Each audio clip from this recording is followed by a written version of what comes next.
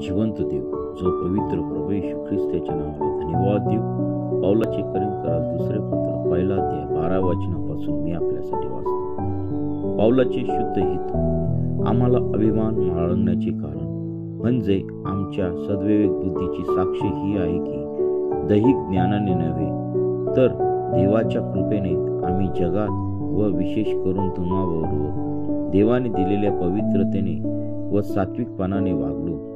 कारण जे तुम्ही वाचता किंवा कबूल करीता त्या वाचून दुसरे काही आम्ही तुम्हास लिहित नाही आणि तुम्ही शेवटपर्यंत कबूल कराल अशी माझी आशा आहे। त्याचप्रमाणे तुम्ही काही अंशी आम्हाला मान्यता दिली की जसे आपल्या प्रभू येशूच्या दिवशी तुम्ही आमच्या अभिमानाचा विषय आहात तसे आम्ही तुमच्या अभिमानाचा आहोत।